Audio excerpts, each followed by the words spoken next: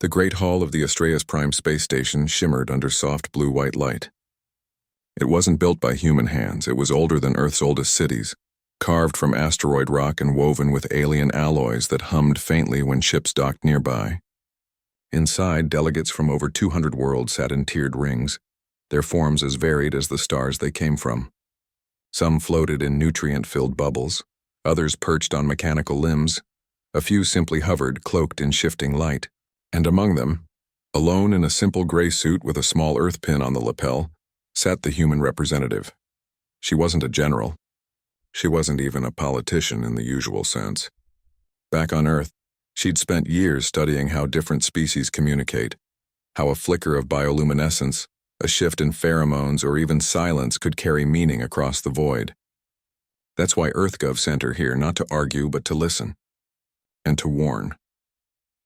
For weeks, the Council had debated who got access to the Keswick Belt, a region rich in rare minerals and stable wormholes. Tensions were high. Old rivalries flared. Then quietly at first, reports began trickling in. Human colonies on the outer rim were going dark. Not destroyed, just empty. No explosions, no debris fields. Just silence where families, farms, and schools once buzzed with life. She'd reviewed every data packet herself. Sensor logs showed strange energy signatures, cold organic pulses that didn't match any known engine or weapon. Then came the intercepted fragments, distorted audio from a mining outpost's last transmission. Not screams, worse. A low rhythmic chanting followed by wet, tearing sounds. And then nothing. She knew what it meant. Or at least she feared she did. When her turn came to speak, the chamber quieted, not out of respect but curiosity. Humans were still new here. Most species saw them as loud, emotional, and dangerously quick to act. She stood, her voice steady despite the knot in her stomach. "There's a new force moving through the frontier," she said. "They don't conquer. They harvest. Living beings. Not for slaves. Not for food. For parts. Neural tissue. Consciousness itself." A ripple of murmurs passed through the chamber. One delegate, a tall, crystalline being from the Luminae Concord, tilted its head. "You speak of nightmares, not facts." "I have proof," she replied, projecting a hologram of a derelict colony. Empty streets, doors left open, a child's toy still spinning slowly in the windless air. Then, a close-up of a wall, etched with strange symbols that pulsed faintly before fading. "This residue matches biosignatures we've never seen. And it's spreading." The Vorthon delegate, encased in a smooth obsidian shell, spoke next. Voice filtered through a calm synthetic tone. "Your species has a history of seeing threats where none exist. You fought your own kind for centuries over land, water, even ideas. Now you project that fear onto the unknown." She didn't flinch. Fear didn't find those empty colonies. Evidence did. But the room had already turned. Whispers grew louder. Some called it panic. Others said Earth was trying to scare the Council into giving them more resources under the guise of security. One delegate, wrapped in shimmering silver robes, laughed softly, a sound like breaking glass. "Humans will hunt anything that moves," he said. "Even shadows. You were prey once. Now you think the whole galaxy must be your prey too?" She looked around. No one met her eyes. Not the insectoid diplomats from the Gallic swarm, not the gelatinous elders of the Mycelian enclave. They were polite, yes, but distant, dismissive. To them, humanity was still the new kid, loud and raw, still covered in the dust of its own violent past. She took a breath. "You're wrong," she said, voice low but clear. "We don't want to hunt. But if something is taking lives, innocent lives, and no one stops it, then someone has to. And if you won't act, don't be surprised when we do." Silence. Then the Vorthon delegate waved a limb. "Motion to table this matter. We have real issues to address. Trade routes, energy quotas. Not ghost stories from the rim." The vote was swift. Overwhelming. The warning was filed under unverified human concerns and archived. She walked out alone. The corridor outside the chamber was quiet, lit by soft panels that changed color with the station's mood, now a pale, indifferent gray. As she passed a viewing port, she stopped. Beyond the thick glass, the stars glittered cold and endless. Somewhere out there, more colonies were blinking out. More people were vanishing. And the galaxy's oldest, wisest powers had just shrugged. She didn't cry. She didn't rage. She just stood there watching the void and made a quiet promise, not to the Council, not even to Earth, but to those already lost. You'll remember this moment, she thought. When it comes for you too, you'll remember we tried to warn you. Back on her shuttle, she sent a single encrypted message to Earth Command, not a plea, not a report. Just 3 words. They won't listen. And deep in the shipyards hidden behind Mars, engineers who'd been waiting for months finally got the order they'd prepared for. Not to build more habitats, not to mine more ore, but to forge something new, something sharp, fast, and silent. Something that didn't ask for permission, because out there in the dark between stars something was feeding, and humanity had just learned the hard way. In this galaxy, kindness gets ignored. But hunters get remembered. The months after the council meeting passed in a strange kind of quiet. Not peaceful, just heavy, like the air before a storm no one wants to admit is coming. Out on the edge of human space, near the Orion Arm, colonies kept vanishing. One week, a mining settlement would send its usual data burst. Crop yields, maintenance logs, kids' school projects beamed up for archival. The next week, nothing, just static. Then silence. EarthGov tried to keep it calm. Official statements called it unexplained signal loss or temporary comms failure. But inside secure briefing rooms, the truth was laid bare. Entire towns were being emptied. Not destroyed, emptied. Homes intact, meals half-eaten. Toys on the floor. But no people, no bodies. Just a faint, oily residue on walls and floors that made sensors twitch and organic matter decay faster than it should. Scientists ran tests. The residue wasn't natural. It was engineered, designed to break down neural tissue and extract something specific. Memory, consciousness, maybe even emotion. Whatever it was being taken, harvested like crops. And then came the breakthrough.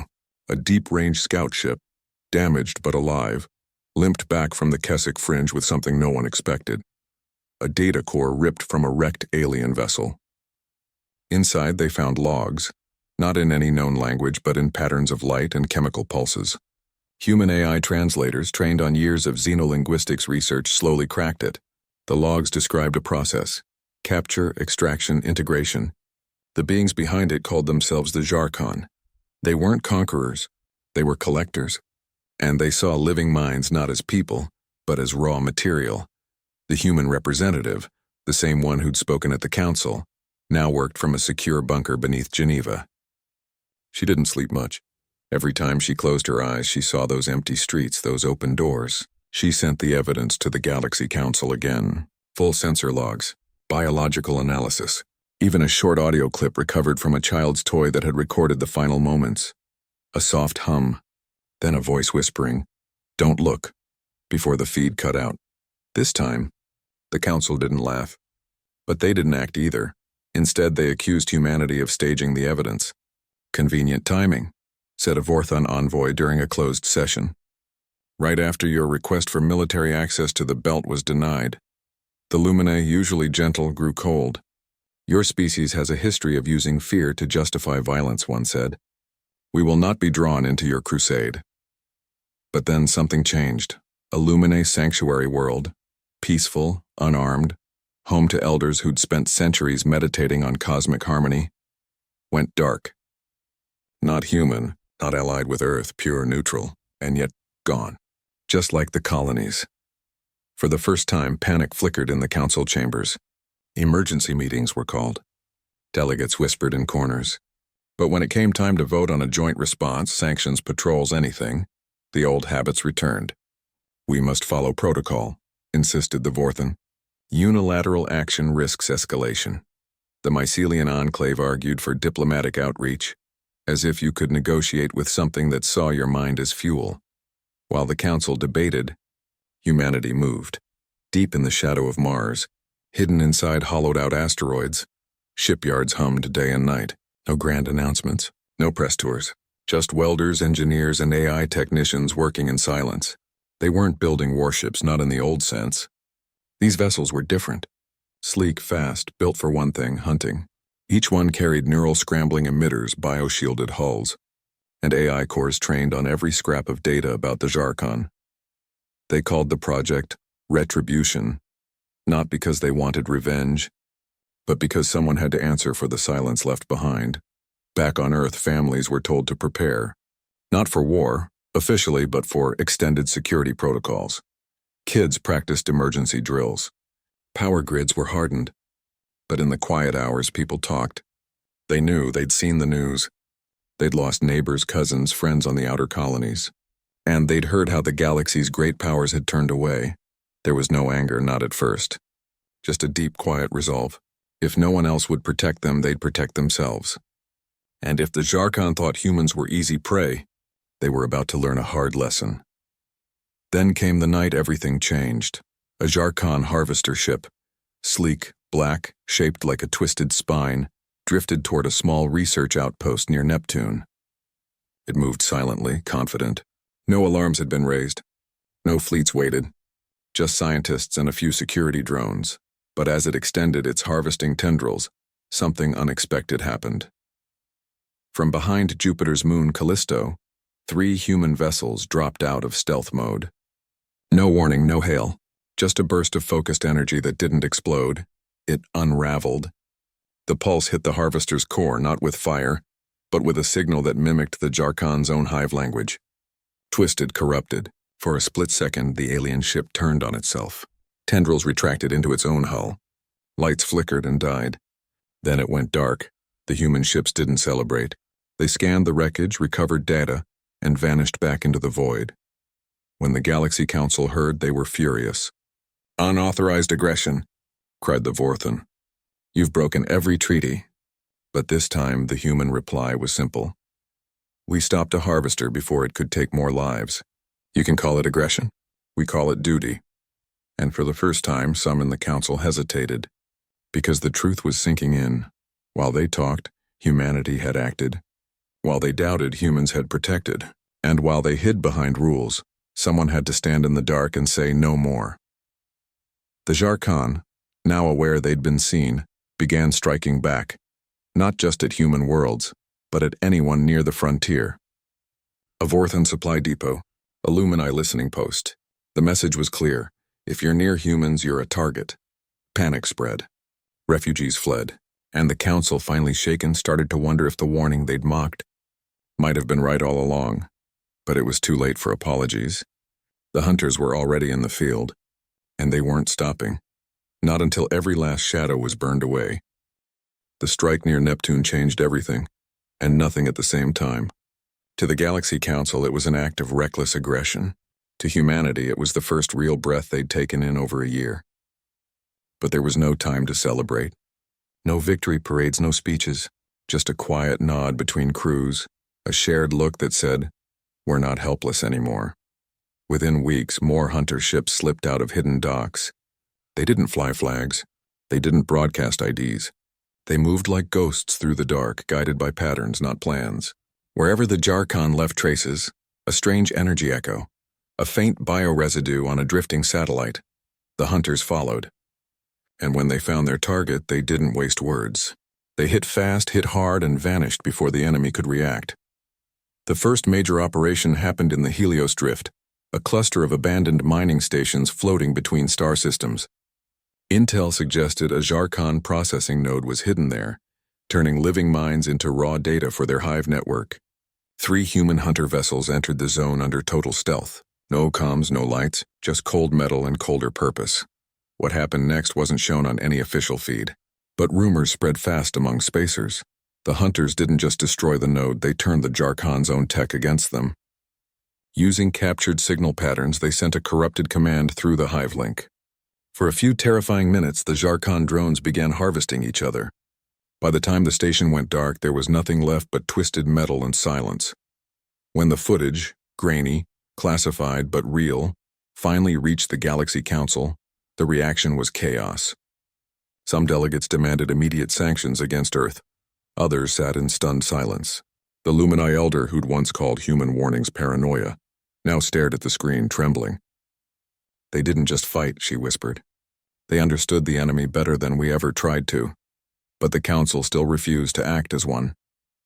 Instead, they formed a joint observation task force, a polite way of saying they'd watch from a distance while humanity did the dirty work.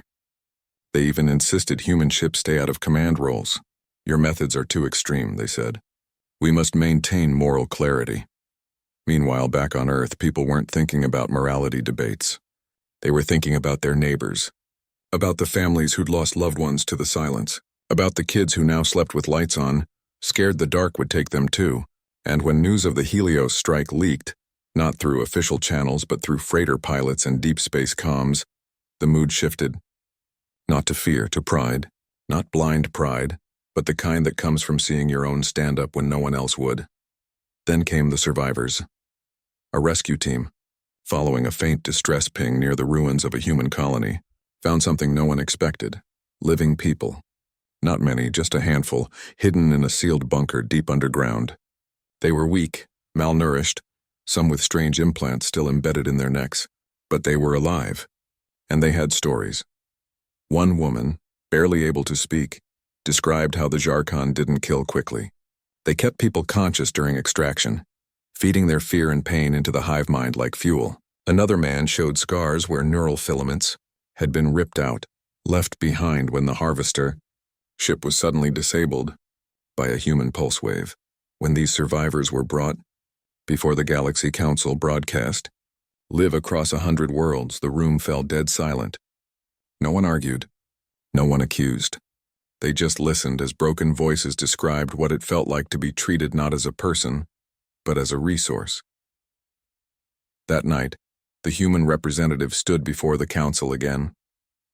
She didn't wear a uniform, just the same gray suit from before, now slightly worn at the edges. She didn't raise her voice. She didn't need to. You called us hunters, she said, looking slowly around the chamber. You said we saw monsters because we were afraid. But we didn't imagine them. They were real. And while you debated protocol, they were taking lives. Now you've seen the truth. So ask yourselves, who's really been blind? The Vorthan delegate tried to respond, but his usual calm tone cracked. We didn't know it was this bad. No, she said gently. You didn't want to know. Then she turned and walked out, not in anger but in sorrow, because she knew the council still wouldn't lead. They'd wait. They'd watch. And when the next attack came, they'd be surprised all over again. But humanity wouldn't wait. In the weeks that followed, hunter ships struck across 7 systems. They hit supply lines, data relays, even a Jarkon breeding vault hidden inside a dead star's corona. Each mission was cleaner, faster, smarter than the last. Pilots weren't just soldiers. They were engineers, linguists, medics. They studied the enemy like a disease, learning how to cut it out without spreading the infection. And then came the broadcast. After disabling a massive harvester near the Cygnus Rift, a human crew did something unexpected. They patched into the Jarkon's own comms network and sent a message, not in human speech but in the hive's own pulsing code. Translated, it said only, "We see you. We're coming." The galaxy held its breath. For the first time, the Jarkon hesitated. Their attacks slowed. Their movements grew cautious. They'd faced armies before, species with bigger ships, louder weapons.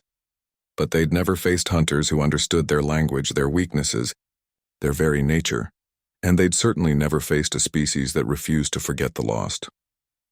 Back on Earth, in cities and villages, people gathered in squares and homes, not to mourn, but to remember. Names were read aloud. Photos were shared, not as victims, but as reasons. Reasons to keep going. Reasons to never look away again. The Galaxy Council still hadn't declared war. But out in the black, the war had already begun. And this time, humanity wasn't asking for permission.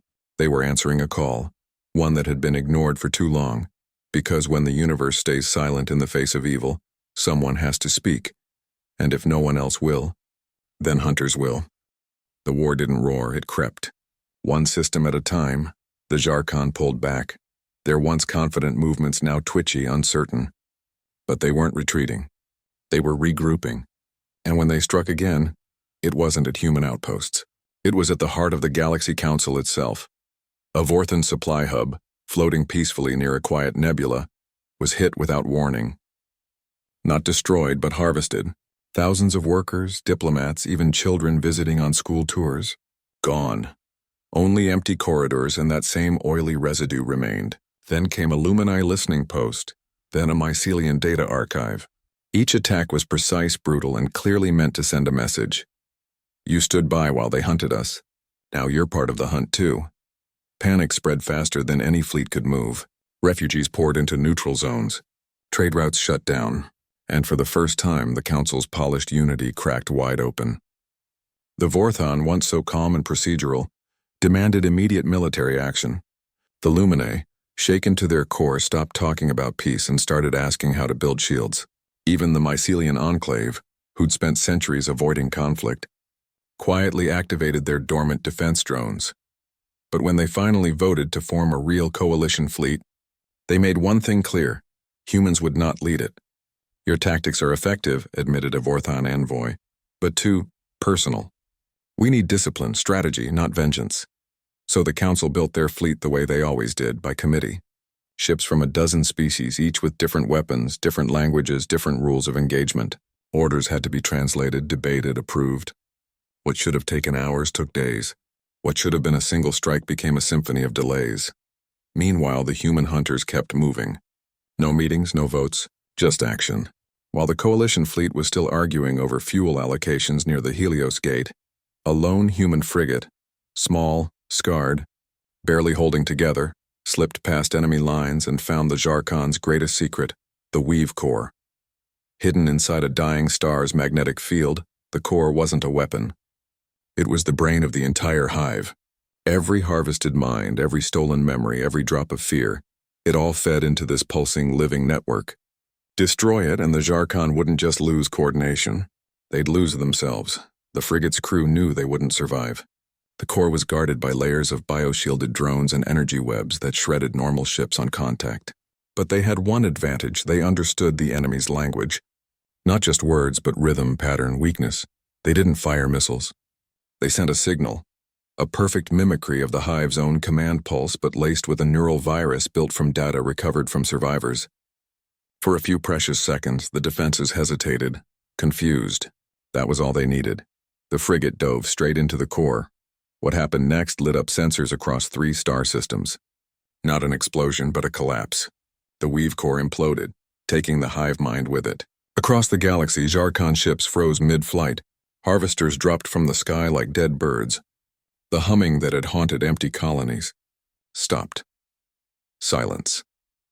Back at the Helios Gate, the coalition fleet finally finished their battle plan, just in time to watch the Zarkon fall apart on their own screens.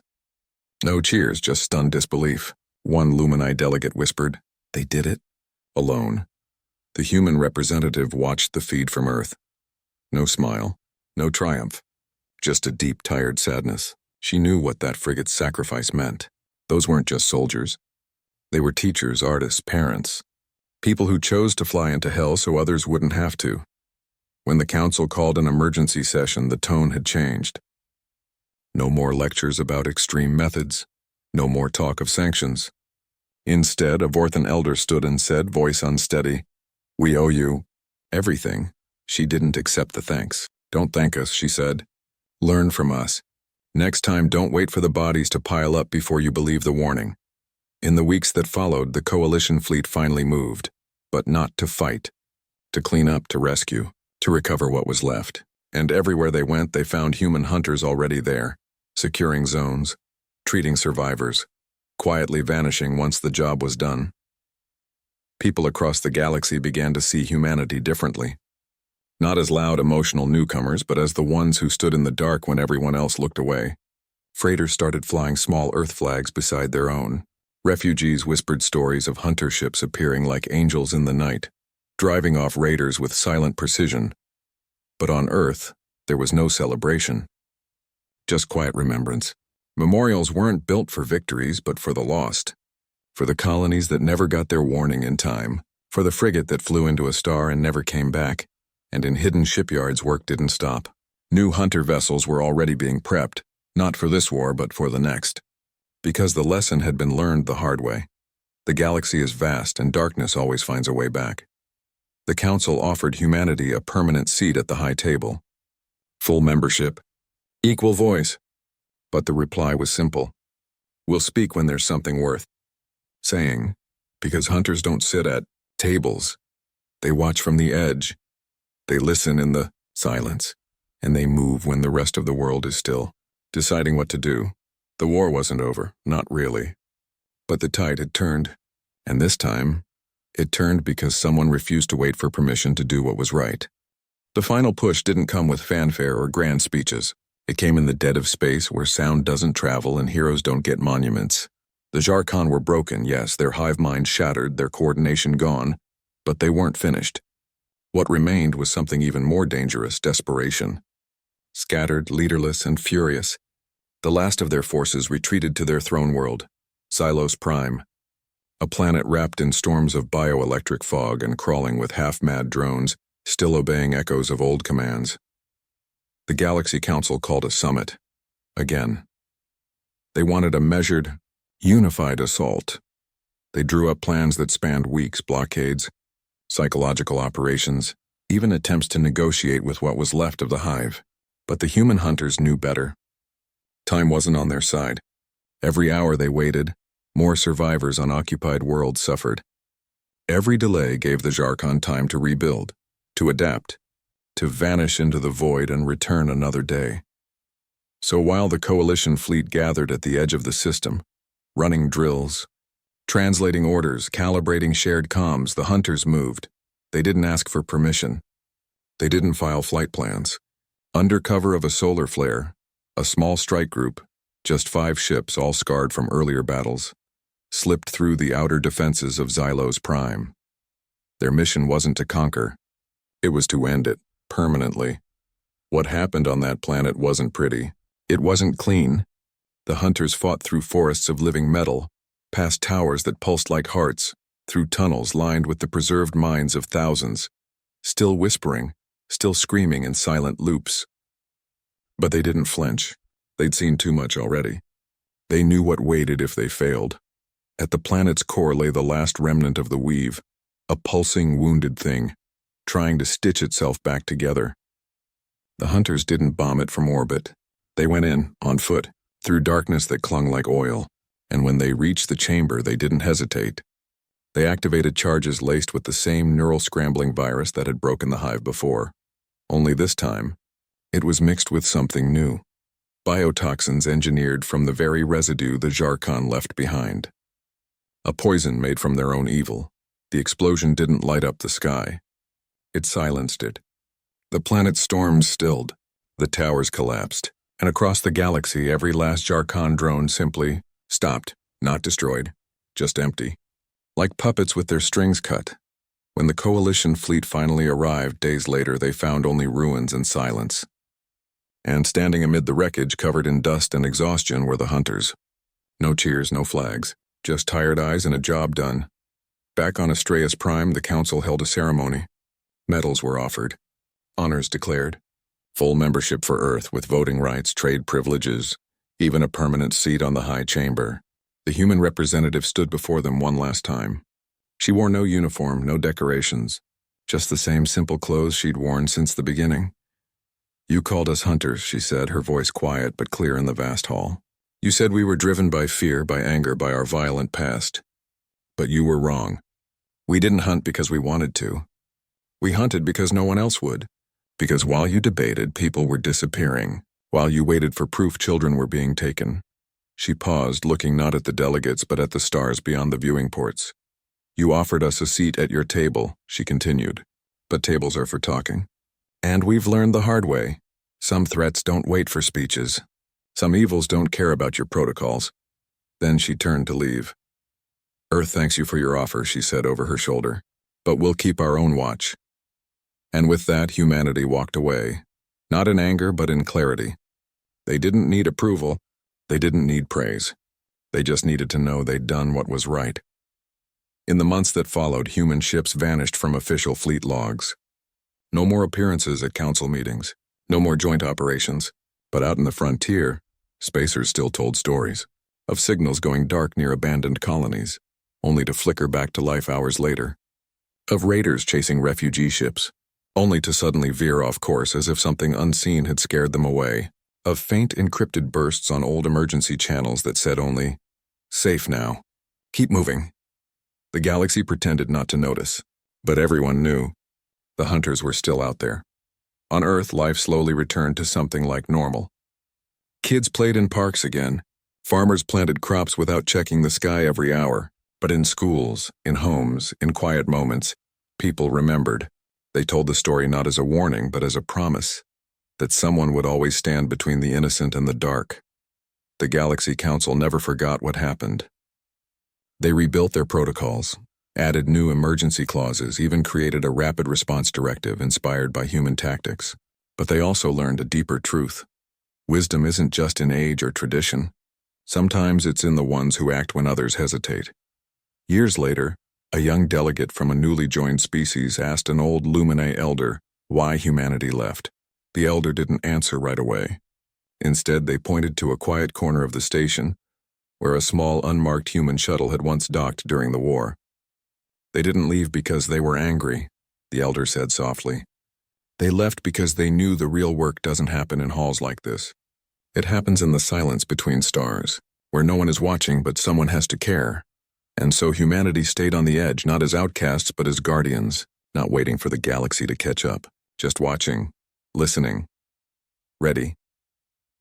Because the universe is vast and darkness never really dies. It just waits, and hunters never stop hunting.